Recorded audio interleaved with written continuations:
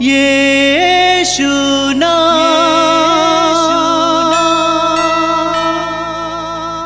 यीशु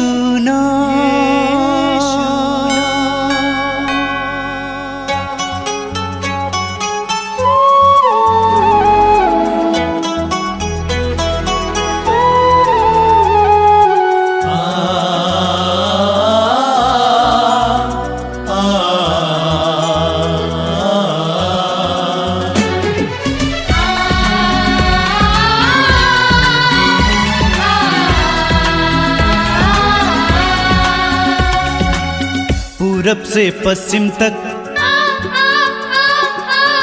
उत्तर से दक्षिण तक,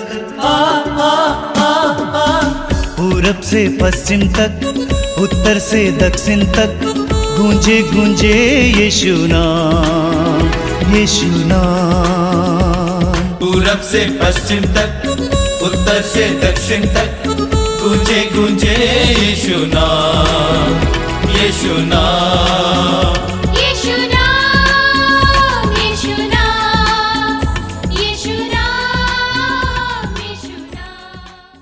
मेरे प्रिय भाई और बहनों, मैं आप सभी का इस मातृधाम सत्संग में स्वागत करता हूं। मैं प्रभु को धन्यवाद देता हूं कि प्रभु इस सत्संग के दौरान आपके जीवन में बहुत सारे कार्य कर रहे हैं। मैं जानता हूं कि आप में से कई लोग नियमित रूप से इस कार्यक्रम में सहभागी हो रहे हैं। आपको बधाई हो, प्रभु आपके साथ हूं। आप जानते हैं कि हर बार इस सत्संग को हम स्तुति के साथ करते हैं। जैसा कि हर बार मैं आपसे कहता हूं कि प्रभु की स्तुति में शक्ति है। जब हम प्रभु की स्तुति करने लगते हैं, हमारी आत्माएं प्रभु की ओर उन्मुख हो जाती हैं। हमारे शरीर में जो दुर्बलताएं हैं, जो थकान है, वो मिटने लगती है। हमारे हृदय और मन में जो नकारात्मकता है, वो सकारात्मकता में परिवर्तित हो जाती है। हमारी आत्माएं सजग हो जाती हैं। इसीलिए हमें जीवन के हर एक पल में प्रभु की स्तुति करनी चाहिए। एक एक बात के लिए प्रभु को धन्यवाद देना चाहिए। स्तोत्रकार कहता है स्तोत्र 103 में, उसके वाक्य 1 और 2 में, मेरी आत्मा प्रभु को धन्य कहो, मेरे अंतरतम उसके पवित्र नाम की स्तुति करो। मेरी आत्मा प्रभु को धन्य कहो और उसका एक भी वरदान कभी नहीं भुलाओ। स्तोत्रकार कहता है कि उसका एक भी वरदान कभी नहीं भुलाओ। हमारा ये जीवन ही तो ईश्वर का वरदान है। एक एक पल, एक एक सांस ईश्वर का वरदान है।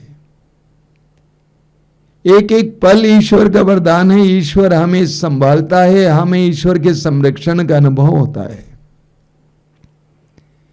हमारे जीवन में ईश्वर बढ़ोतरी देता है।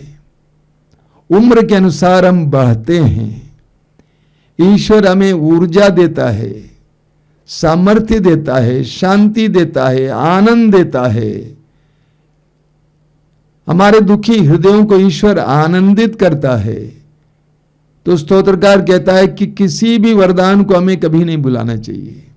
हर समय हम प्रभु को धन्यवाद दें, प्रभु की स्तुति करें। प्रभु की स्तुति में शक्ति है, सामर्थ्य है। आइए हम इस समय अपने भाई और बहन के साथ मिलकर बड़े आनंद के साथ तालियां बजाते हुए अपने हृदय की गहराई से प्रभु की स्तुति करते जाएं। यीशु नाम, यीशु नाम, यीशु नाम गाओ रे, यीशु नाम, यीशु नाम दिल से बजो रे, गाइए। यीशु नाम, यीशु नाम, यीशु नाम गाओ रे, यीशु नाम, यीशु नाम दिल से बजो रे। यीशु नाम, यीशु नाम, यीशु नाम गाओ रे, यीशु नाम, यीशु नाम दिल से बजो रे। यीशु नाम, यीशु नाम, यीशु नाम गाओ रे, यीशु नाम, यीशु नाम दिल से बजो रे। हर घड़ी में यीशु नाम, हर पल में यीशु नाम, हर क्षण में यीशु नाम दिल से बजो रे। हर घड़ी में यीशु नाम, हर पल में यीशु नाम, हर क्षण में यीशु नाम दिल से बजो रे। हर घड़ी में यीशु नाम, हर पल में यीशु नाम, हर क्षण में यीशु नाम दिल से बजो रे। हर घड़ी में यीशु नाम, हर पल में यीशु नाम, हर क्षण में यीशु नाम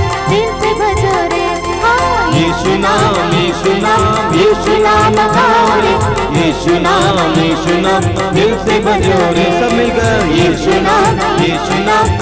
नाम गाओ रे, यीशु नाम दिल से भजो रे। जीवन दाता यीशु नाम, मुक्ति दाता यीशु नाम, शांति दाता यीशु नाम दिल से भजो रे। जीवन दाता यीशु नाम, मुक्ति दाता यीशु नाम, शक्ति दाता यीशु नाम दिल से भजो रे। जीवन दाता यीशु नाम, मुक्ति दाता यीशु नाम, शांति दाता यीशु नाम दिल से भजो रे। जीवन दाता यीशु नाम, शक्ति दाता यीशु नाम, शांति दाता यीशु नाम दिल से भजो रे। यीशु नाम गाओ रे, यीशु नाम दिल से भजो रे। गाइए यीशु नाम गाओ रे, यीशु नाम दिल से भजो रे। यीशु नाम गाओ रे, यीशु नाम दिल से भजो रे। सबसे ऊंचा यीशु नाम, सबसे प्यारा यीशु नाम, शक्तिशाली यीशु नाम दिल से भजो रे। सबसे ऊंचा यीशु नाम, सबसे प्यारा यीशु नाम, शक्तिशाली यीशु नाम दिल से भजो रे। यीशु नाम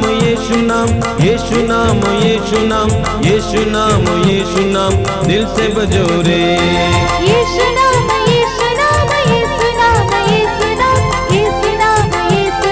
दिल से भजो रे। तो गाओ यीशु नाम गाओ रे, यीशु नाम दिल से भजो रे। यीशु नाम गाओ रे, यीशु नाम दिल से भजो रे। सब मिलकर यीशु नाम गाओ रे, यीशु नाम दिल से भजो रे। ऊंचे स्वर में यीशु नाम गाओ रे, यीशु नाम दिल से भजो रे। और यीशु नाम गाओ रे, यीशु नाम दिल से भजो रे। Hallelujah hallelujah hallelujah. यीशु तेरी आराधना, यीशु तेरी महिमा, यीशु तेरी स्तुति आराधना। Hallelujah hallelujah hallelujah. आराधना महिमा स्तुति आराधना। हालेलुया।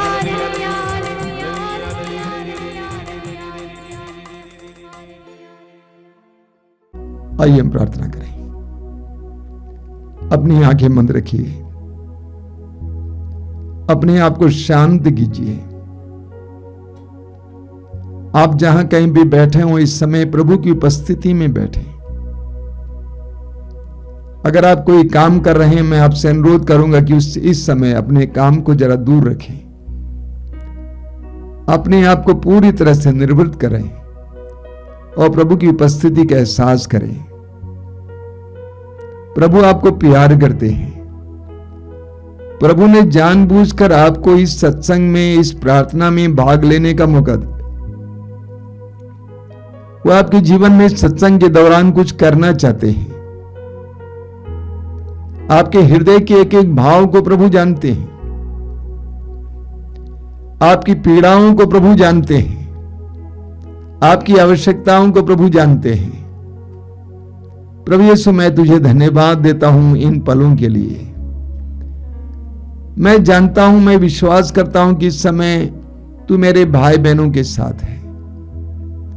वे जहां कहीं भी बैठे हैं, इस समय तेरी उपस्थिति उनके साथ है। तेरा आत्मा उनके ऊपर मंडरा रहा है। तेरा आत्मा उन्हें नई प्रेरणाएं दे रहा है। मैं विश्वास करता हूं कि इस सत्संग के दौरान, इस प्रार्थना के दौरान तू उनके आंसुओं को पोंछ डालेगा। मेरे प्रिय भाई और बहनों, आपके हृदय के सारे भावों को प्रभु के सामने लाइए। आपकी चिंताओं को प्रभु के सामने लाइए। आपके शारीरिक पीड़ाओं को प्रभु के सामने लाइए। परिवार की समस्याओं को प्रभु के सामने लाइए। विश्वास और भरोसे के साथ प्रभु के सामने अपनी सारी चिंताओं और समस्याओं को रखिए।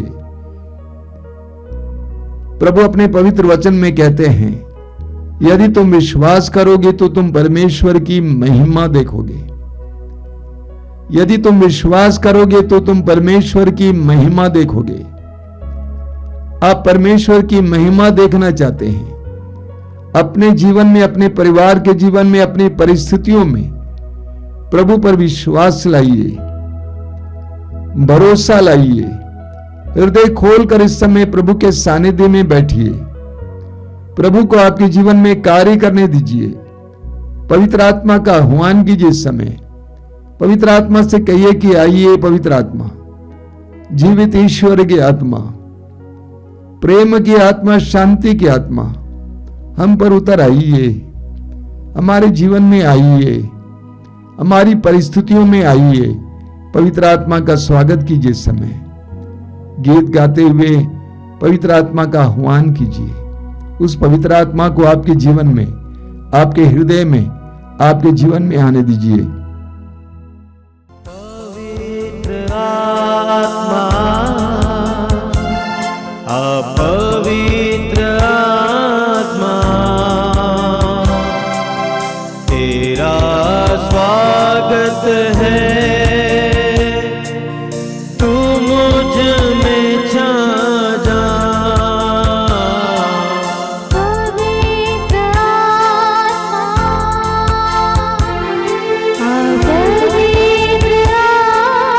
पवित्र आत्मा, तेरा स्वागत है, तू मुझ में छा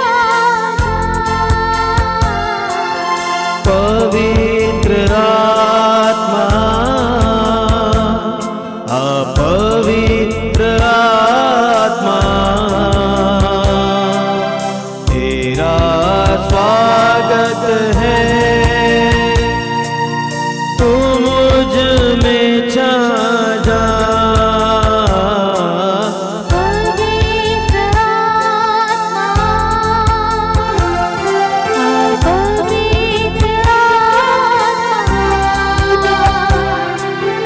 तेरा स्वागत है, तू मुझ में छा जा। पवित्र आत्मा, तेरे आगे मैं हाथ उठाऊं, तेरे कदमों में शीश झुकाऊं। तेरे आगे मैं हाथ उठाऊं, तेरे कदमों में शीश झुकाऊं। तू ही दिलाता है मुक्ति, और तुझसे ही मिलती है शक्ति। तू ही दिलाता है मुक्ति, और तुझसे मिलती है शक्ति। जग में न कोई तुझसे बड़ा, मददगार तो है सदा। जग में न कोई तुझसे बड़ा, मददगार तो है सदा।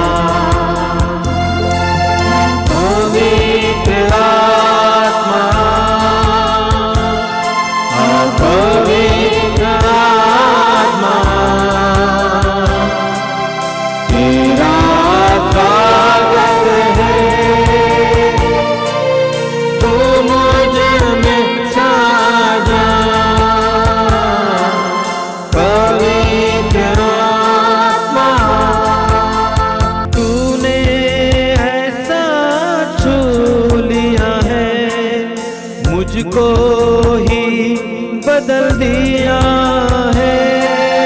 तूने साजन लिया, मुझको ही बदल दिया है।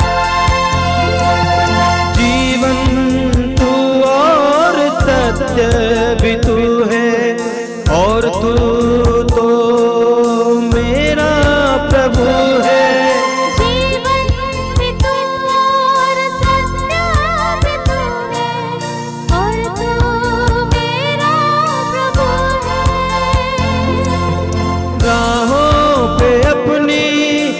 मुझको चला, जीवन भर दे मेरा।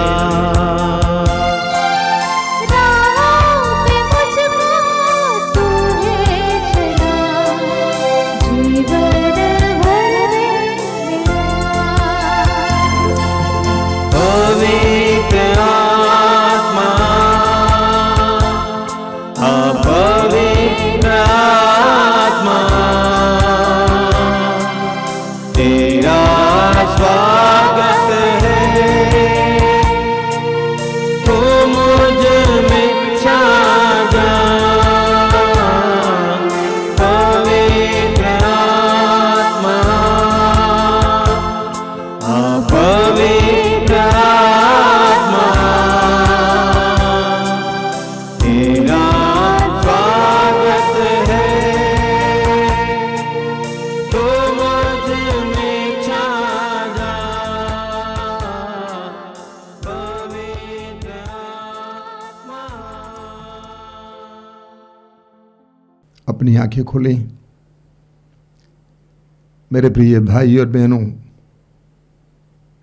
मातृधाम सत्संग के दौरान बहुत सारे भाई बहनों को कई प्रकार की कृपाएं प्राप्त हो रही हैं।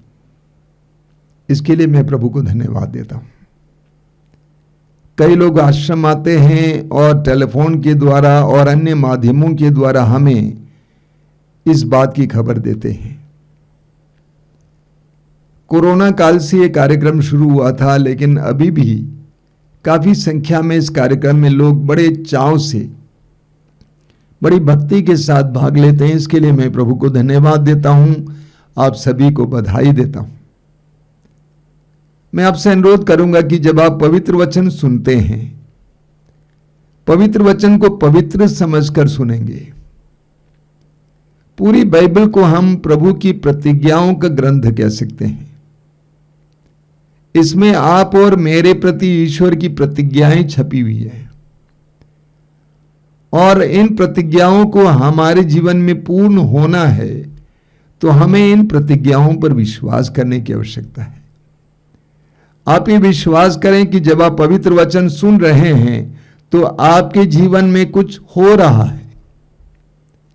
इस्यास नबी अध्याय 55 उसके वाक्य 10 और 11 में प्रभु कहते हैं कि उनकी वाणी उनसे निकलकर बिना अपने उद्देश्य पूरा किए वापस नहीं लौटती है।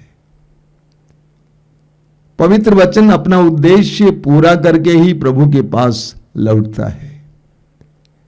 जब हमारा हृदय और मन पवित्र वचन को ग्रहण करता है, उस समय प्रभु का वचन हमारे जीवन में पूर्ण होने लगता है। इसीलिए मैं आपसे अनुरोध करूंगा कि आप जब बैठे हुए हैं पवित्र वचन को सुनने के लिए, ईश्वर की वाणी समझकर उन वचनों को ग्रहण करते जाएं। मेरे प्रिय भाई और बहनों, हम एक ऐसे जमाने में जीते हैं जिसकी गति बहुत बहुत ज्यादा है। आज मनुष्य त्वरित गति के जमाने में जी रहा है। सब कुछ जल्दी जल्दी हो जाता है। विशेष करके जब से इंटरनेट और डिजिटल आंदोलन आया, सब कुछ इतनी जल्दी हो जाता है कि हम समझ नहीं पाते हैं। एक पूरी मोटी किताब कुछ ही क्षणों में नेट के द्वारा यहां से किसी भी देश में आप भेज सकते हैं, किसी भी कोने में आप भेज सकते हैं। ये कैसे होता है हम समझ नहीं पाते हैं। तो हम ऐसे जमाने में जी रहे हैं जहां पर सब कुछ बहुत जल्दी होता है। कंप्यूटर में कुछ ही पलों में पता नहीं क्या क्या बन जाता है। ऐसे में इंसान चाहता है कि हमारे आध्यात्मिक जीवन में भी गति आ जाए। हालांकि हम जानते हैं प्रकृति में ऐसा नहीं है। प्रकृति में हर एक चीज का अपना समय होता है। प्रकृति में एक नियम है, समय है, एक गति है। लेकिन मनुष्य चाहता है कि सब कुछ जल्दी हो जाए। हमने प्रार्थना में ईश्वर से मांगा, हमें तुरंत उसका जवाब मिलना चाहिए। अगर जवाब नहीं मिला तो टूट जाते हैं, विश्वास टूट जाता है, अंधविश्वासी बन जाते हैं, अविश्वासी बन जाते हैं। हमें बाइबल के उपदेशक ग्रंथ के अध्याय 3 में पढ़ने को मिलता है कि हर एक बात के लिए एक समय होता है। इसकी कई व्याख्याएं हो सकती हैं, लेकिन एक व्याख्या यह है कि हर बात के लिए एक समय होता है। ईश्वर का अपना समय होता है। दी आवर, केरोस जिसको कहते हैं, ईश्वर का अपना समय होता है। हमें मत्ती के सुसमाचार के अध्याय 15 में एक सुंदर उदाहरण मिलता है। प्रभु यीशु के पीछे एक कनानी स्त्री आए, एक अविश्वासी स्त्री, और चिल्ला चिल्लाते हुए प्रभु से प्रार्थना कर रही थी कि मेरी बेटी को चंगा कीजिए। प्रभु उसकी आवाज तो सुनते हैं लेकिन जवाब नहीं देते हैं। लेकिन वो नारी यीशु को छोड़ती नहीं है, बल्कि यीशु के पीछे, यीशु के शिष्यों के पीछे चिल्लाती हुई आती है। अंत में यीशु को उसकी बात को मानना पड़ा और उसकी इच्छा को पूर्ण करना पड़ा। लेकिन इस बीच उस नारी को प्रतीक्षा करनी पड़ी। उस नारी को उम्मीद रखना पड़ा, प्रतीक्षा करनी पड़ी। मेरे प्रिय भाई और बहनों, प्रतीक्षा करना यह अध्यात्म की एक महत्वपूर्ण पहलू है। एक विश्वासी को प्रतीक्षा करना पड़ता है, इंतजार करना पड़ता है। प्रेरित चरित्र की अध्याय 1 उसके वाक्य 4 और 5 में प्रभु यीशु ने अपने शिष्यों को पवित्र आत्मा के आगमन के बारे में कहा। प्रभु ने शिष्यों से कहा कि जो प्रतिज्ञा स्वर्गीय पिता ने तुम्हें दी है उसकी पूर्ति की प्रतीक्षा करना। पवित्र आत्मा के लिए प्रतीक्षा करने को प्रभु यीशु अपने शिष्यों को बताते हैं। लेकिन प्रभु ने शिष्यों को यह नहीं बताया कि कितने दिन तक प्रतीक्षा करनी है। अगर किसी की प्रतीक्षा करनी है, अगर किसी के आने के समय का पता आपको चले तो आसान होता है, लेकिन जिसके आगमन के बारे में आपको पता नहीं कि कब आएगा, उसकी प्रतीक्षा करना कितना कठिन होता है। प्रभु ने शिष्यों से कहा कि पवित्र आत्मा के आगमन की प्रतीक्षा करना, लेकिन प्रभु ने यह नहीं कहा कि कितने दिन तक करना है। लेकिन शिष्य प्रभु की बात को मान गए और उन्होंने 10 दिन तक लगातार पवित्र नारियों और माता मरियम के साथ मिलकर प्रार्थना में पवित्र आत्मा की प्रतीक्षा की। और नतीजा हम जानते हैं, प्रेरित चरित्र अध्याय 2 में हम पढ़ते हैं कि पवित्र आत्मा उनके ऊपर सशक्त रूप से उतर आया। पवित्र आत्मा उनके ऊपर आग के जीवों के रूप में उतर आया और उन्हें एक नई प्राणी बना दिए। वे पूरी तरह से परिवर्तित हो गए, वे सामर्थ्यवान बन गए। उसके लिए उनको प्रतीक्षा करने की आवश्यकता थी। लेकिन दाऊद को इंतजार करना पड़ा। 16 साल की उम्र में दाऊद को राजा के रूप में सैमुअल ने अभिषेक दिया था। लेकिन दूसरे सैमुअल अध्याय 5 वाक्य 4 में हम पढ़ते हैं कि दाऊद इस्राएल का राजा तब नियुक्त हुआ, पद ग्रहण किया जब वो 30 साल का था। यानी 16-17 साल की उम्र से लेकर 30 साल की उम्र तक उसको प्रतीक्षा करनी पड़ी। अभिषेक 16 साल की उम्र में हुआ था, लेकिन बाद में 30 साल की उम्र में ही उसने राज पद ग्रहण किया। एक विश्वासी के जीवन में प्रतीक्षा करना एक आवश्यक बात है। इब्रानियों के पत्र के अध्याय 11 वाक्य 1 में संत पौलुस विश्वास की एक सुंदर परिभाषा बताते हैं। वो परिभाषा क्या है? पौलुस कहते हैं, विश्वास उन बातों की स्थिर प्रतीक्षा है जिनकी हम आशा करते हैं और उन बातों के अस्तित्व के बारे में दृढ़ धारणा है जिसको हम नहीं देखते हैं। पहला हिस्सा ले लेते हैं। पौलुस कहते हैं, उसे विश्वास कहते हैं क्या? उन बातों की स्थिर प्रतीक्षा जिनकी हम आशा करते हैं। उन बातों की स्थिर प्रतीक्षा जिनकी हम आशा करते हैं। स्थिर प्रतीक्षा, आशा को हम टूटने नहीं देते हैं बल्कि स्थिर प्रतीक्षा करते हैं। इब्राहिम को उदाहरण लीजिए। रोमियो के पत्र के अध्याय 4 वाक्य 18 में हम पढ़ते हैं, इब्राहिम ने निराशाजनक परिस्थिति में भी आशा रखकर विश्वास किया। इब्राहिम 75 साल के थे जब वो बुलाए गए थे, लेकिन ईश्वर ने उनसे कहा कि आकाश के तारों की तरह मैं तुम्हें असंख्य संतान दूंगा, और ईश्वर की उस बात पर इब्राहिम ने विश्वास किया। जानते हैं 24 साल तक इब्राहिम ने इंतजार किया, उम्मीद रखी, प्रतीक्षा की। 24 साल के बाद यानी 100 साल की उम्र में उसको एक संतान मिली। प्रतीक्षा करना एक विश्वासी के लिए अनिवार्य है। स्तोत्रकार कहता है, स्तोत्र 123 उसके वाक्य 2 में, जिस तरह दासों की आंखें स्वामी के हाथ पर टिकी रहती हैं, जिस तरह दासी की आंखें स्वामिनी के हाथों पर टिकी रहती हैं, उसी तरह जब तक प्रभु ईश्वर दया न करें, हमारी आंखें उस पर टिकी हुई हैं। स्तोत्रकार कहता है, जब तक प्रभु ईश्वर हम पर दया न करें, तब तक हमारी आंखें उस पर टिकी हुई हैं। जब तक प्रभु ईश्वर हमारी बातें न सुने, हम पर दया दृष्टि न दिखाएं, तब तक हमारी आंखें उस पर टिकी हुई हैं। यह एक विश्वासी है, उसका विश्वास टूटता नहीं है, उसका ध्यान भंग नहीं होता है, उसकी आंखें ईश्वर पर टिकी रहती हैं। स्तोत्र 77 में उसके वाक्य 3 में हम पढ़ते हैं, स्तोत्र 77 उसके वाक्य 3 में, अपने संकट के दिन मैं प्रभु को खोजता हूं, दिन रात बिना थके उसके आगे हाथ पसारता हूं। स्तोत्रकार कहता है, दिन रात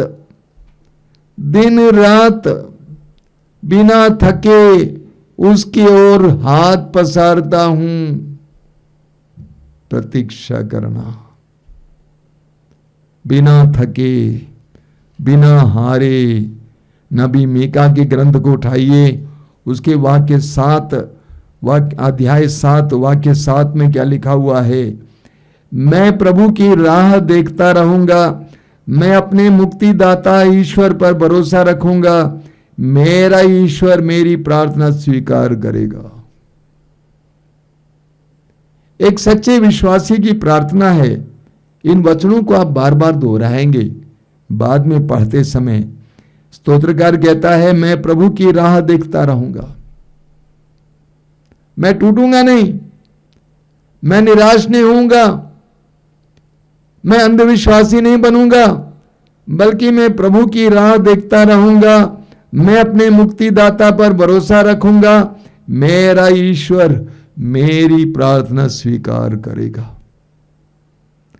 मेरा ईश्वर मेरी प्रार्थना स्वीकार करेगा।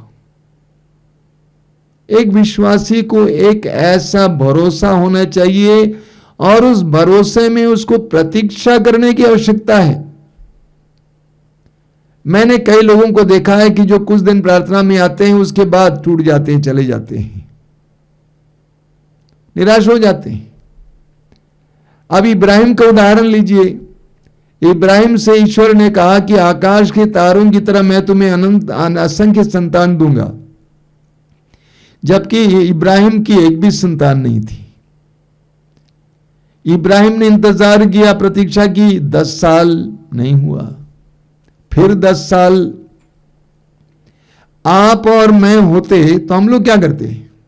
10 साल के बाद बोलते कि ये ईश्वर तो बोलता है लेकिन करता नहीं है। लेकिन इब्राहिम के अंदर प्रतीक्षा करने की ताकत थी। उसका विश्वास इतना दृढ़ था कि वो प्रतीक्षा कर पाया। कई लोगों का विश्वास इतना दृढ़ नहीं है कि वे प्रतीक्षा नहीं कर पाते हैं। उनका विश्वास जल्दी समाप्त हो जाता है, टूट जाता है, वे प्रतीक्षा नहीं कर पाते हैं। लेकिन इब्राहिम ने प्रतीक्षा की और उसका फल इब्राहिम को मिला। हमें शोक ग्रंथ की अध्याय 3 में पढ़ने को मिलता है। शोक ग्रंथ अध्याय 3 उसके वाक्य 26 में वहां लिखा हुआ है, मौन रहकर प्रभु की मुक्ति की प्रतीक्षा करना यही सबसे उत्तम है। मौन रहकर प्रभु की मुक्ति की प्रतीक्षा करना यही सबसे उत्तम है। जब जीवन में परिस्थितियां बिगड़ जाती हैं, कुछ होता हुआ दिखाई नहीं देता है, लोग ताना मारते हैं, परिवार के लोग ही आपके खिलाफ हो जाते हैं, ऐसे क्षणों में मौन रहकर प्रभु की मुक्ति की प्रतीक्षा करना यही सबसे अच्छा है। जब आपके ही जीवन में आपकी प्रार्थनाओं का फल दिखाई नहीं देता है, आपको लगने लगता है कि यह बेकार है, ऐसे क्षणों के लिए वचन कहता है मौन रहकर प्रभु की मुक्ति की प्रतीक्षा करना यही सबसे उत्तम है। इससे बेहतर और कुछ नहीं है। हमें स्तोत्र ग्रंथ में पढ़ने को मिलता है, स्तोत्र 130 में, स्तोत्र 130 उसके वाक्य 5 और 6 में, स्तोत्र 130 वाक्य 5 और 6 में स्तोत्रकार क्या कहता है, भोर की प्रतीक्षा करने वाले पहरेदारों से भी अधिक मेरी आत्मा प्रभु की राह देखती है। भोर की प्रतीक्षा करने वाले पहरेदारों से भी अधिक मेरी आत्मा प्रभु की राह देखती है। मेरे प्रिय भाई और बहनों, जब हम कठिनाइयों से गुजरते हैं, बार बार हमें परेशानियों का सामना करना पड़ता है, बार बार हमें विफलताओं का सामना करना पड़ता है। स्तोत्रकार कहता है भोर की प्रतीक्षा करने वाले पहरेदारों से भी ज्यादा मैं प्रभु की राह देखता हूं, प्रतीक्षा करता हूं। पहरेदार ऊँघने लगता है, रात को 2-3 बजे तक ऊँघने लगता है कि प्रतीक्षा करता है कब भोर होगी, कब सूरज उगेगा। उसके अंदर उम्मीद बनी हुई है, वो जानता है कि सूरज उगेगा, उम्मीद के साथ वह इंतजार करता है। पहरेदार उम्मीद के साथ इंतजार करता है कि सुबह होगी, मुझे विश्राम करने का समय मिलेगा, मैं सो जाऊंगा। स्तोत्रकार कहता है उससे भी ज्यादा मेरी आत्मा प्रभु की राह देखती है। स्तोत्र 40 में आप पढ़ेंगे, बहुत सुंदर स्तोत्र है। स्तोत्र 40 उसके वाक्य 2 में लिखा हुआ है, मैं प्रभु की प्रतीक्षा करता रहा, उसने झुक कर मेरी पुकार सुनी। स्तोत्रकार कहता है, वो अपना अनुभव बता रहा है कि मैं प्रभु की प्रतीक्षा करता रहा, कुछ भी हुआ, कोई भी कुछ भी बोले, मैं प्रभु की प्रतीक्षा करता रहा और उसने क्या किया, उसने झुक कर मेरी सुनी। स्तोत्रकार कहता है कि मैंने अपनी प्रतीक्षा के द्वारा प्रभु को झुका दिया। इब्राहिम ने अपने विश्वास के द्वारा ईश्वर को मजबूर किया। स्तोत्रकार कहता है कि मैंने प्रभु की प्रतीक्षा की और उसने झुक कर मेरी सुनी। उसको मेरी सुनना ही पड़ा, क्योंकि मेरी प्रतीक्षा के सामने वह कुछ नहीं कर पाया। वचन में लिखा हुआ है, याकूब के पत्र में संत याकूब हमें बहुत सुंदर से सबक सिखाते हैं। अध्याय 5 उसके वाक्य 7 और 8 में याकूब कहते हैं, भाइयों प्रभु के आने तक धैर्य रखें। याकूब कहते हैं धैर्य रखें। किसान को देखें जो खेत की कीमती फसल की बाट जो होता है उससे प्रथम और अंतिम वर्षा के आने तक धैर्य रखना पड़ता है। आप लोग भी धैर्य रखें, हिम्मत ना हारें, प्रभु का आगमन निकट है। याकूब कहते हैं कि आप धैर्य बनाए रखें। याकूब एक किसान का उदाहरण देते हैं। किसान का उदाहरण लीजिए, किसान के अंदर कितना धैर्य है। इतने बीज बोए जाते हैं खेत में, कितने किलो बीज बोए जाते हैं, और वो विश्वास करता है कि बारिश आएगी, बीज पनपेंगे, उसमें से फसल होगी। एक दृढ़ विश्वास। हर वर्ष किसान इसी विश्वास के साथ प्रतीक्षा करता है। याकूब कहते हैं किसानों से सीखिए और प्रतीक्षा करना सीखिए। किसानों से सीखिए और प्रतीक्षा करना सीखिए। लूकास के सुसमाचार के अध्याय 8 उसके वाक्य 15 में पढ़ते हैं, प्रभु यीशु बीज बोने वाले का दृष्टांत सुनाए और उसका अर्थ समझाते हैं कि अच्छी जमीन वो व्यक्ति है जिसने अपने हृदय में पवित्र वचन को ग्रहण किया और अपने धैर्य के कारण फसल लाता है। अपने धैर्य के कारण फसल लाता है। धैर्य का मतलब यहां क्या मतलब है? प्रतीक्षा करने की शक्ति। प्रतीक्षा करने की शक्ति अपने धैर्य के द्वारा फसल लाता है। हमें यूहन्ना के सुसमाचार के अध्याय 5 में पढ़ने को मिलता है कि प्रभु यीशु यरूशलेम मंदिर के पास एक कुंड था जिसका नाम था बेतसैदा। उस कुंड के पास जाते हैं और वहां पे बहुत सारे रोगी पड़े हुए थे, क्योंकि लोगों का विश्वास था कि कभी ना कभी एक फरिश्ता, एक स्वर्गदूत उस जल में उतरता था और उसके जल को हिलोर देता था, और उस समय जो रोगी पानी तक ले आ जाता और उसको छूता वो चंगा हो जाता। प्रभु यीशु चारों ओर भ्रमण करते हैं और एक ऐसे अर्धांग रोगी के पास आके खड़े होते हैं जो 38 वर्षों से पड़ा हुआ था। वहां पड़ा हुआ था, कोई जरूरी नहीं है घर पे पड़ा रहा होगा, लेकिन कुछ दिनों से वहां पर पड़ा है। 38 वर्षों से अपने पैरों के सहारे चला नहीं है, और प्रभु यीशु ने उस अर्धांग रोगी को चंगा किया, लेकिन वो 38 वर्षों से पड़ा हुआ था। 38 वर्षों तक उसको जिंदा किसने रखा? उसकी उम्मीद ने। उसकी उम्मीद ने उसको जिंदा रखा कि एक दिन जरूर मैं चलूंगा, वरना वो निराश होकर बहुत जल्दी मर जाता। उसकी उम्मीद ने, और उस उम्मीद ने ही उसको चंगा किया। उस प्रतीक्षा ने ही उसको चंगा किया। इस बात को जानना बहुत जरूरी है। हमें पुराने विधान में इस्राएलियों के बारे में पढ़ने को मिलता है। ईश्वर ने मूसा के नेतृत्व में इस्राएलियों को मिस्र देश की गुलामी से छुड़ाकर तो बाहर ले आया, लेकिन उनको लाल समुद्र पार करना था और बहुत सारी बाधाओं का सामना करना पड़ता था।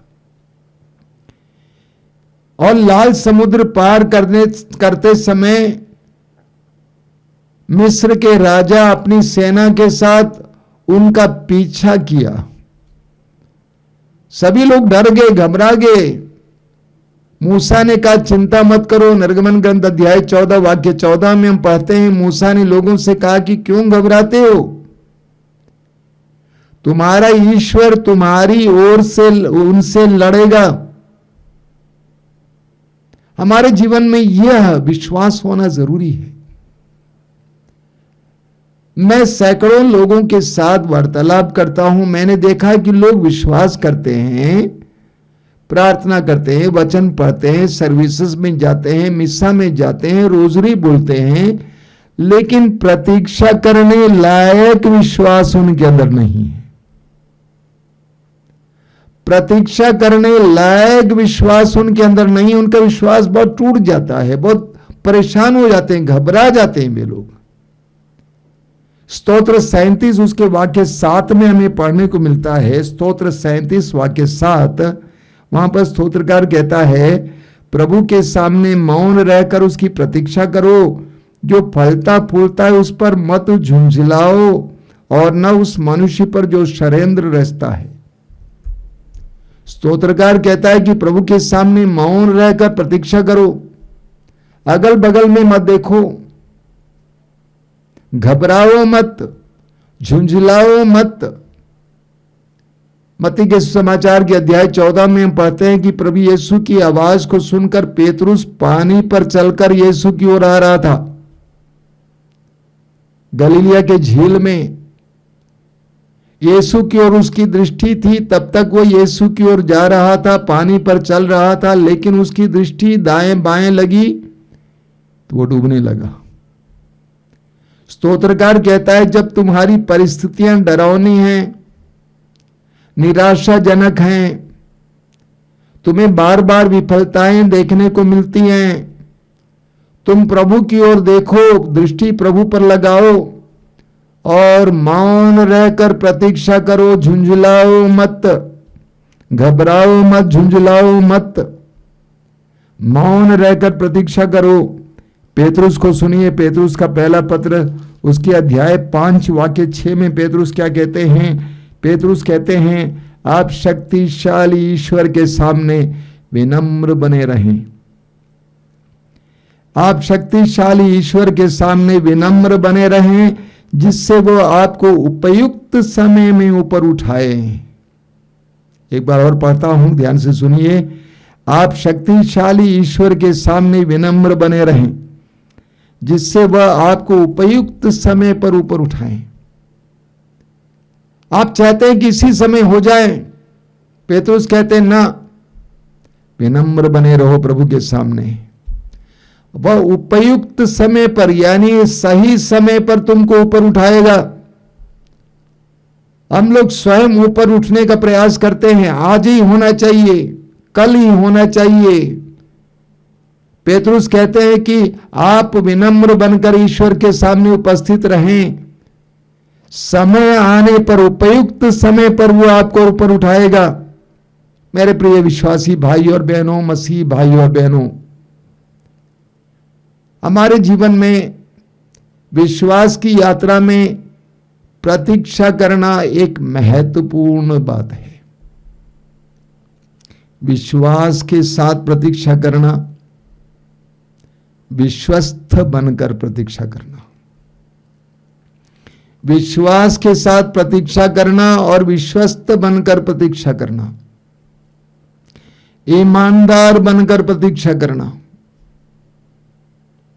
प्रकाशना ग्रंथ की अध्याय 2 वाक्य 10 में प्रभु कहते हैं, अंत तक ईमानदार बने रहो। जीवन के अंत तक ईमानदार बने रहो, बने रहो, बने रहो, मत हिलो, प्रतीक्षा बनाए रखो। प्रभु से प्रार्थना कीजिए कि प्रभु, मेरा विश्वास कमजोर है, मेरा विश्वास आसानी से डगमगाता है, परिस्थितियां विपरीत होने पर, विफलताओं का सामना करने पर मैं बहुत जल्दी टूट जाता हूं, दाएं बाएं देखने लगता हूं, मैं उपाय ढूंढने लगता हूं। मुझे प्रतीक्षा करने की कृपा दीजिए, जिस तरह इब्राहिम ने 24 साल तक एक संतान की प्रतीक्षा की, मुझे भी तेरे समय की प्रतीक्षा करने की कृपा दीजिए, तेरे हस्तक्षेप की प्रतीक्षा करने की कृपा दीजिए, तेरी मुक्ति की प्रतीक्षा करने की कृपा दीजिए। आइए हम प्रार्थना करें। धन्यवाद देता हूं प्रभु इन पलों के लिए, तेरे पवित्र वचनों के लिए धन्यवाद देता हूं। तूने हमें सिखाया कि विश्वास में हमें प्रतीक्षा करने की आवश्यकता होती है। पूरी बाइबल में बार बार हम पढ़ते हैं प्रभु कि तू सत्य प्रतिज्ञ है, तो अपनी बात को बदलता नहीं है। तेरी प्रतिज्ञाएं बनी रहती हैं, लेकिन उन प्रतिज्ञाओं की पूर्ति की प्रतीक्षा करने की हमें कृपा दीजिए। उस अर्धांग रोगी की तरह जो 38 वर्षों से इंतजार में था, उम्मीद बनाए रखा था, हमें भी उम्मीद बनाए रखने की कृपा दीजिए, प्रतीक्षा करने की कृपा दीजिए। तेरे शिष्यों की तरह जिन्होंने तेरी बात को मान लिया और पवित्र आत्मा के लिए 10 दिन तक लगातार प्रार्थना में प्रतीक्षा करते रहे, उसी तरह हमें भी प्रतीक्षा करना सिखाइए।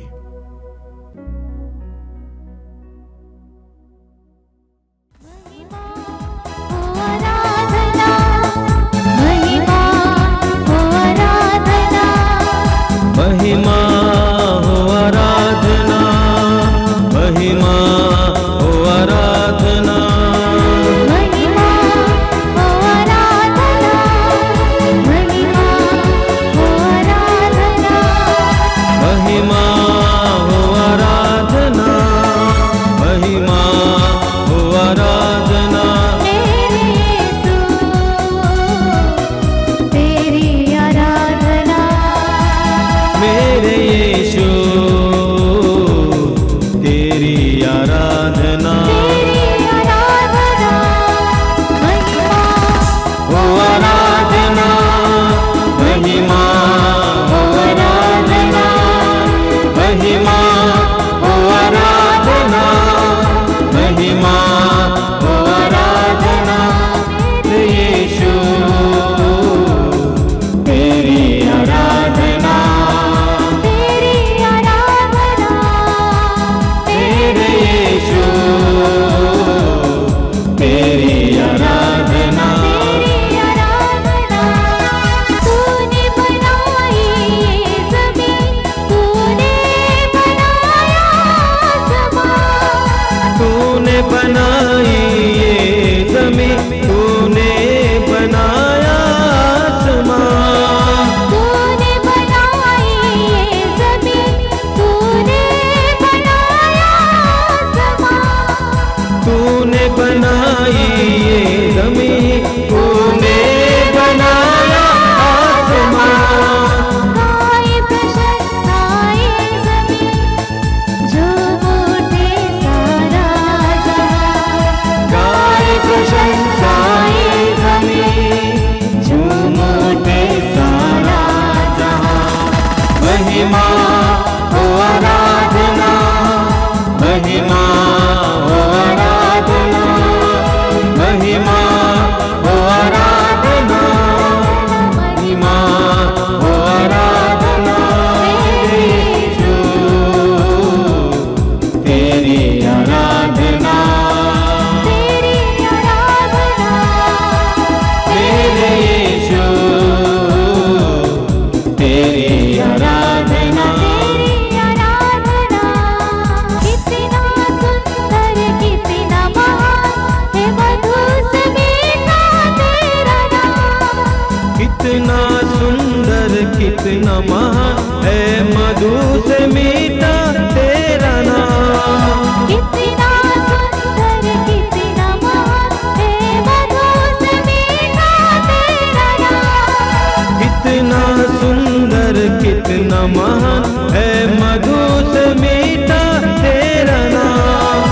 ऊंचा उठाते तेरा नाम है, तू ही यीशु महान, ऊंचा उठाते तेरा नाम है, तू ही महिमा हो आराधना, महिमा हो आराधना, महिमा हो आराधना,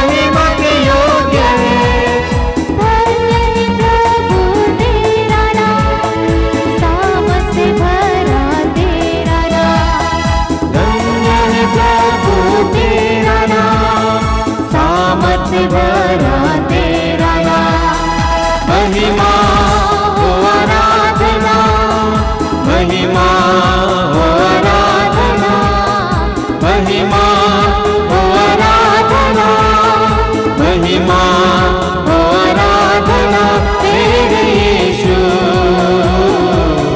तेरी आराधना, तेरी आराधना, मेरे यीशु, तेरी आराधना, तेरी आराधना,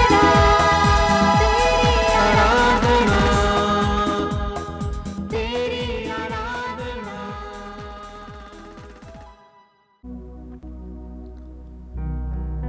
आइए हम प्रभु की आराधना में लग जाएं।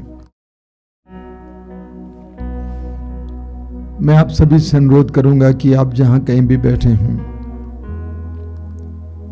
अपने आप को शांत करें, एकाग्र करें, सारे कामकाज को दूर रखें। ये आराधना का समय हमारे लिए आशीष का समय है। हमने प्रभु के पवित्र वचनों को सुना। अभी स्वयं हमारे बीच में प्रभु अपना सानिध्य देना चाहते हैं। मैं आपसे अनुरोध करूंगा कि आप जहां कहीं भी बैठे हैं, प्रभु की उपस्थिति का एहसास करें। अपनी आंखें बंद कीजिए, हृदय के द्वार को खोलिए। प्रभु को आपके जीवन में आज एक काम करने दीजिए। आपके परिवार में आने दीजिए, आपके घर पे आने दीजिए। लूकास के सुसमाचार के अध्याय 19 में हम पढ़ते हैं, प्रभु यीशु जक्केउस के घर पे आए और जक्केउस के घर में मुक्ति आई। यीशु को हमारे जीवन में आने देने से हम मुक्ति का एहसास करने लगते हैं। सारी बाधाओं को दूर कीजिए। कि आपके अंदर अविश्वास है, अंधविश्वास में आप जकड़े हुए हैं, दूर कीजिए और यीशु पर विश्वास कीजिए। समय यह विश्वास कीजिए कि प्रभु यीशु आपके जीवन में चमत्कार और चिन्ह प्रकट कर सकते हैं। आपके बीते जीवन की हर प्रकार की विडंबनाओं को, हर प्रकार की गलतियों को प्रभु सुधार सकते हैं। आपकी टेढ़ी लकीरों को प्रभु सीधा कर सकते हैं। अपने हृदय को प्रभु के लिए खोलिए। यीशु आपको प्यार करते हैं। यीशु ने आपके लिए अपने आप को क्रूस पर अर्पित किया और वही प्रभु आज इस समय आपके लिए अपने आप को दे रहे हैं। अपना सानिध्य आपके पास ला रहे हैं। प्रभु यीशु ने कहा यूहन्ना के समाचार का अध्याय 6 में, स्वर्ग से उतरी हुई जीवंत रोटी मैं हूं। यीशु स्वर्ग से उतरी हुई जीवंत रोटी है। यीशु स्वर्ग छोड़कर हम पापियों के बीच निवास करने के लिए आए, हमारे उद्धार के लिए आए, हमारे पापों के लिए प्रायश्चित करने के लिए आए। क्रूस पर अपने आप को बलि चाहते हुए हमारे पापों का प्रायश्चित किए। उस महान प्रभु को आज आपके जीवन में कार्य करने दीजिए। पवित्र आत्मा के लिए अपने हृदय को खोलिए। यीशु को आपके जीवन में चमत्कार और चिन्ह प्रकट करने दीजिए। अंधों को आंखें देने वाले, बैरों के कान खोलने वाले, गूंगों को वाणी देने वाले, मृतकों को जिलाने वाले यीशु को आज आपके जीवन में कार्य करने दीजिए। पानी पर चलने वाले, आंधी को शांत करने वाले, जल को अंगूरी में परिवर्तित करने वाले, 5 रोटियों से 5000 से भी ज्यादा लोगों को खिलाने वाले यीशु को आपके जीवन में चमत्कार करने दीजिए। आपके जीवन में चंगाई लाने दीजिए। हृदय खोलकर इस समय प्रभु के साथ जुड़ जाइए। प्रभु यीशु मैं तुझे धन्यवाद देता हूं इस समय के लिए, तेरी उपस्थिति के लिए धन्यवाद देता हूं। मैं धन्यवाद देता हूं क्योंकि तू मेरे भाई बहनों के करीब है। आई बिलीव लॉर्ड, मैं विश्वास करता हूं, मैं विश्वास करता हूं कि तू इस समय उनके जीवन में कार्य कर रहा है, चमत्कार और चिन्ह प्रकट करने जा रहा है। हे यीशु इस समय हमारे हृदय और मन को पूरी तरह से खोलिए। हम तेरे योग्य बन जाएंगे,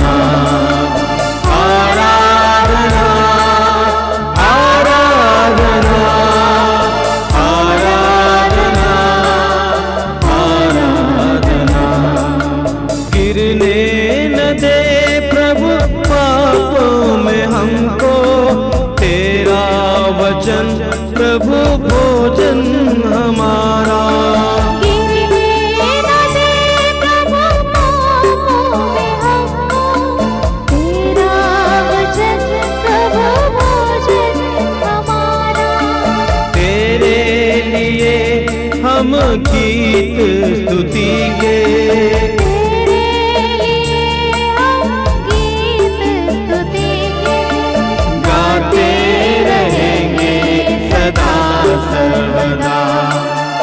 आराधना आराधना आराधना आराधना आराधना आराधना आराधना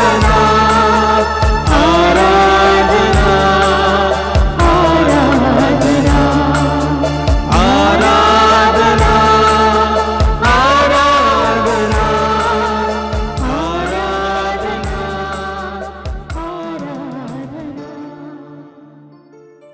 अपनी आंखें खोले। मेरे प्रिय भाई और बहनों, शोक ग्रंथ के अध्याय 3 वाक्य 26 में हम पढ़ते हैं। शोक ग्रंथ अध्याय 3 वाक्य 26 में हम पढ़ते हैं, मौन होकर प्रभु की मुक्ति की प्रतीक्षा करना यही सबसे उत्तम है। मौन होकर प्रभु की प्रतीक्षा करना, प्रभु की मुक्ति की प्रतीक्षा करना, यह सबसे उत्तम है। हमारे जीवन में हमें जब परिस्थितियों से गुजरना पड़ता है जो हमारे लिए डरावनी है, निराशाजनक है, हमारे विश्वास को तोड़ने वाली है, ऐसी परिस्थितियों में हमें मौन होकर प्रभु की मुक्ति की प्रतीक्षा करने की आवश्यकता है। पति शराबी है, बेटे को नौकरी नहीं मिलती है, बेरोजगारी है, परिवार में तंगी है, परिवार में एक दूसरे के प्रति प्रेम की कमी है, अशांति है। ऐसी परिस्थितियों में हमें प्रभु की मुक्ति का इंतजार करने की जरूरत है। प्रभु के समय का इंतजार करने की जरूरत है। जरा सोचिए, यूहन्ना के समाचार के अध्याय 5 में उस अर्धांग रोगी के बारे में पढ़ते हैं जो 38 वर्षों से बीमार पड़ा हुआ था। 38 ईयर्स, 38 वर्ष।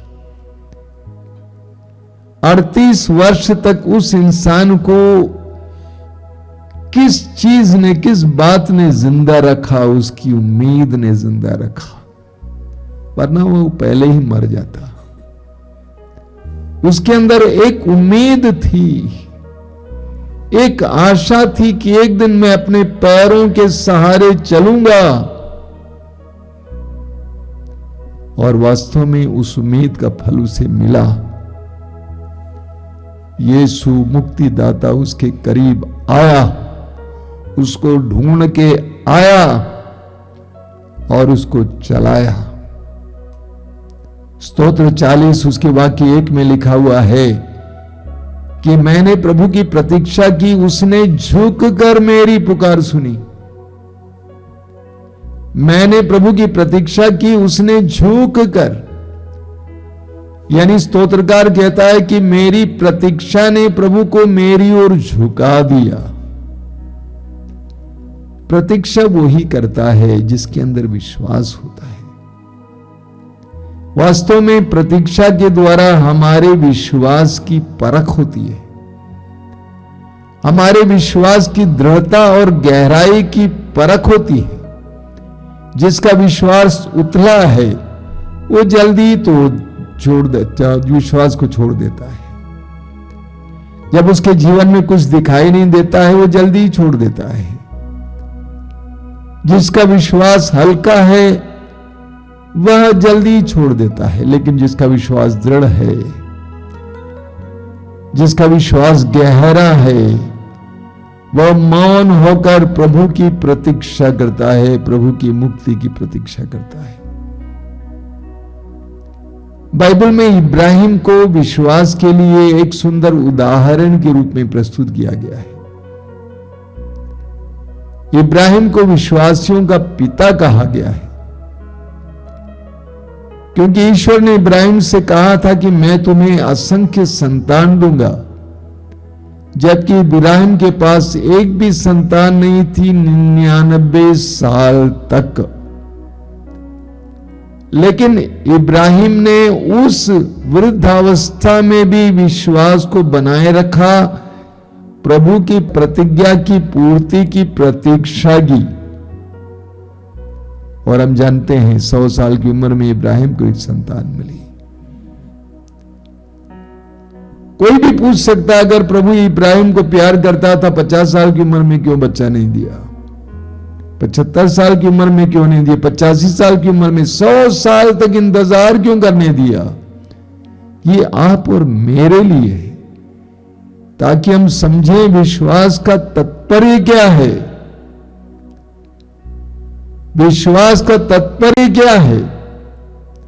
विश्वास का मतलब प्रतीक्षा करने की ताकत, शक्ति, और इब्राहिम के अंदर वो थी, वो विश्वास था। और इब्राहिम ने प्रतिज्ञा की पर विश्वास किया और उसकी पूर्ति के लिए इंतजार किया, उसकी प्रतीक्षा की। मेरे प्रिय भाई और बहनों, उथले विश्वास वाले बहुत सारे हैं। कई जगहों पर बहुत बड़ी भीड़ जुटती है, कहा जाता है भीड़ भेड़ है, लेकिन असली पक्के और दृढ़ विश्वास वाले बहुत कम हैं, जो वास्तव में प्रभु की प्रतिज्ञा की पूर्ति की प्रतीक्षा करने वाले बहुत कम हैं। हम वो बने। आंखें बंद कीजिए, प्रार्थना कीजिए। समय दृढ़ विश्वास के लिए प्रार्थना कीजिए, उम्मीद के लिए प्रार्थना कीजिए, आशावादी बनने के लिए प्रार्थना कीजिए, प्रतीक्षा करने की ताकत के लिए प्रार्थना कीजिए। प्रभु से कहिए कि प्रभु तेरी प्रतीक्षा करने के लिए मुझे कृपा दीजिए, तेरी प्रतिज्ञाओं की पूर्ति की प्रतीक्षा करने के लिए मुझे कृपा दीजिए। मेरी परिस्थितियों के परिवर्तन के लिए विश्वास और प्रार्थना के द्वारा प्रतीक्षा करने के लिए मुझे कृपा दीजिए। यह विश्वास करने की कृपा दीजिए कि सब होगा, तू होने देगा। आमीन। इसके लिए प्रार्थना कीजिए। आंखें बंद कीजिए। समय हृदय खोलकर प्रभु से मौन होकर प्रार्थना करते रहिए कि प्रभु से कहिए कि प्रभु मुझे विश्वास का वरदान दीजिए, प्रतीक्षा करने की शक्ति दीजिए। एक दिन ये पूरा होगा, तेरी प्रतिज्ञा पूरी होगी, यह विश्वास करने की कृपा दीजिए। मौन होकर प्रार्थना कीजिए।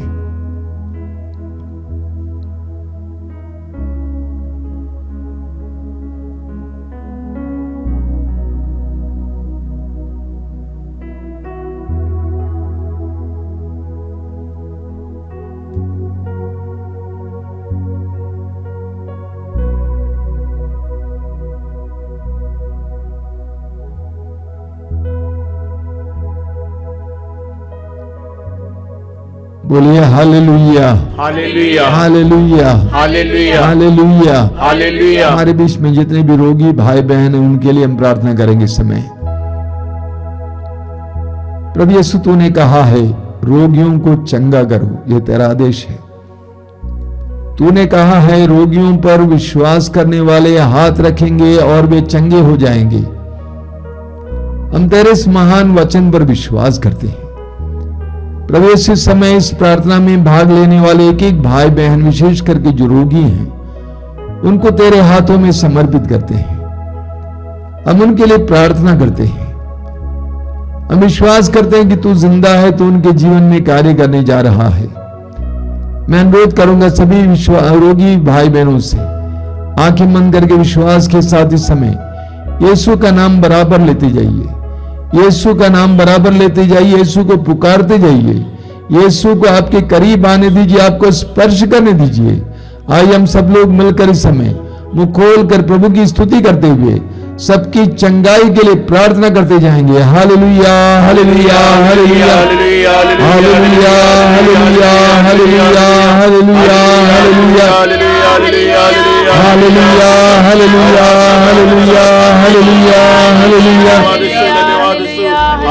हालेलुया,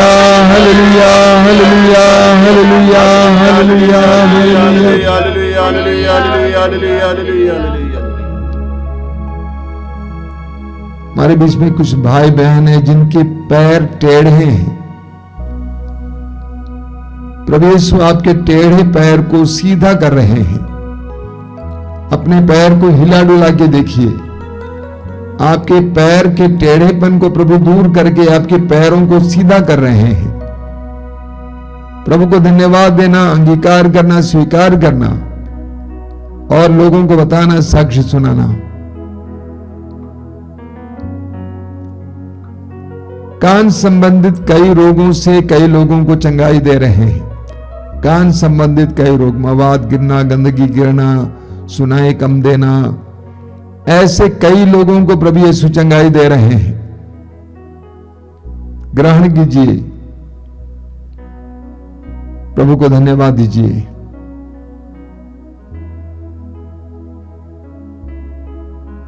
हमारे बीच में कई लोग ऐसे हैं जो कई कारणों से हमेशा उदास रहते हैं। परिवार के बारे में सोचकर, परिस्थितियों के बारे में सोचकर प्रभु उनकी उदासी को मिटा रहे हैं।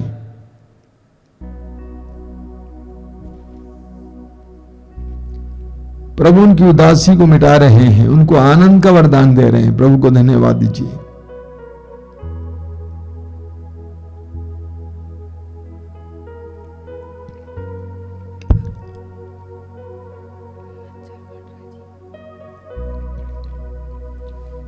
अपनी आंखें खोले।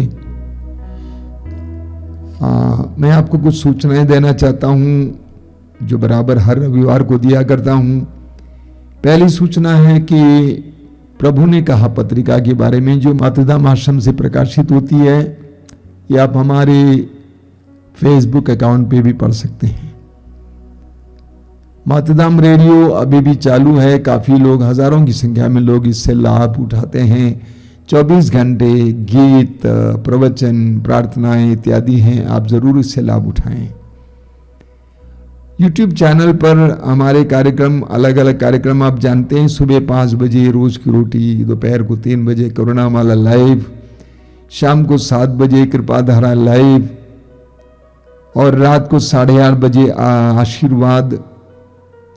इसके अलावा हर मंगलवार को शाम को 5 बजे युवा तरंग युवाओं के लिए, हर शुक्रवार को पवित्र रक्ताभिषेक प्रार्थना शाम को 6 बजे, हर रविवार को सुबह 5 बजे मिस्सा बलिदान और दोपहर को 12 बजे मातृधाम सत्संग। इन सारे कार्यक्रमों से लाभ उठाइए। प्रभु आप सबको आशीर्वाद दें। आइए हम इस समय प्रभु की आशीष पाएंगे। आशीष पाते समय जो लोग तेल और पानी लाए हैं इस समय प्रार्थना में, वे लोग अपने हाथ में उठाएंगे और पकड़ेंगे और प्रभु से प्रार्थना करेंगे कि प्रभु इसे शुद्ध और पवित्र कीजिए और इसके द्वारा चंगाई, बंधनों से आजादी मिले, दुष्ट आत्माओं से छुटकारा मिले। प्रार्थना कीजिए।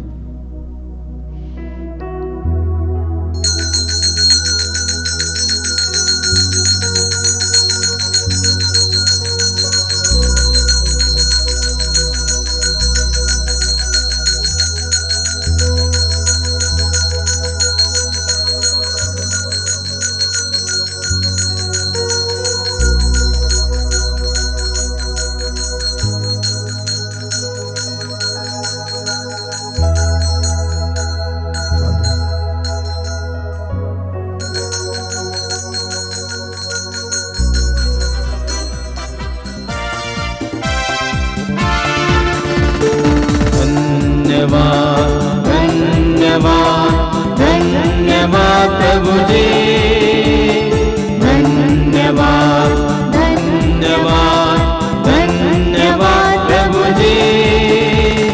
धन्यवाद तुझको प्रभु, धन्यवाद तुझको